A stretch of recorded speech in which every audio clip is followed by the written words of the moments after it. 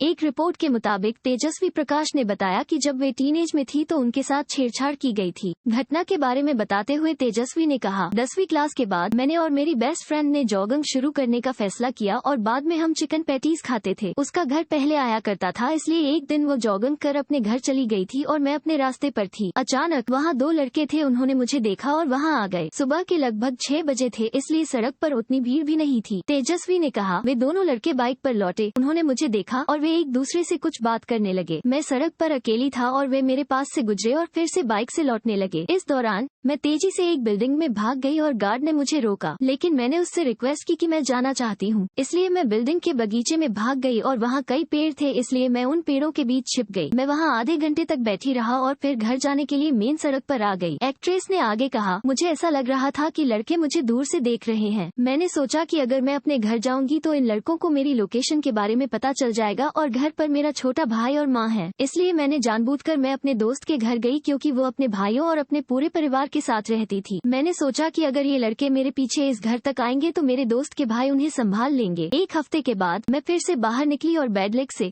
मैंने वही कपड़े पहने हुए थे। मैंने टी शर्ट और जीन्स पहनी हुई थी। शाम का समय था और ये लड़के अभी भी अपनी बाइक पर घूम रहे थे। सॉल्यूशन के बारे में बोलते हुए तेजस्वी ने खुलासा किया कि लड़कों को पता होना चाहिए कि लड़कियों को अपनी लाइफ में किन स्ट्रगल से गुजरना पड़ता है ताकि वे हर चीज से अवगत रहें। प्रोफेशनल फ्रंट पर तेजस्वी प्रकाश फिलहाल नागिन 6 में लीड रोल प्ले कर रही है।